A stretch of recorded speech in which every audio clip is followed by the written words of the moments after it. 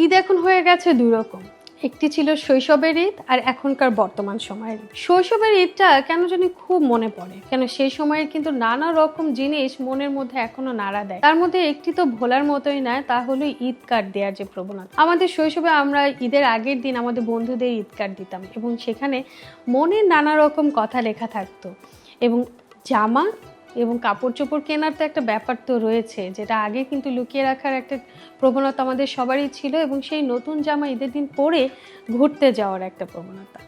ঘুরতে যাব বাইরে এবং আত্মীয় স্বজন তো আছে, তাছাড়া বন্ধুদের বাড়িতে ঘুরতে যাওয়া হতো, নানা রকম খাবার দাবার, সেই যে একটা মহা আনন্দের ব্যাপার, এটা যেন ঈদ ছাড়া আর কখনোই হতো না বন্ধুদের। তাই এখনও অনেক বেশি আমি মিস করি, কেননা এই যে ছোটোবেলার সেই সময়টা, সেটা এখন চাইলেও কেন জানি বড়োবেলায় আসে না। আর বড়োবেলার ঈদটা কিন্তু তাই এখন একদম ভিন্ন হয়ে গেছে। তবে শৈশবের এই ঈদের সময়টা এখন দেখতে পাই আমার সন্তানদের মাঝে, তাদের মধ্যে এখনও সেই প্রবণতাটা এখন তৈরি হয়েছে যে ঈদের আগের এই জামা কাপড় কেনা এবং সেই কাপড় দিয়ে সকালে ঈদটা শুরু করার একটা আনন্দ তাদের চোখে মুখে কিন্তু এখন পাওয়া যায়। আর নিজেদের আনন্দটা এখন ভাগ হয়ে গেছে আত্মীয় স্বজনের মধ্যে।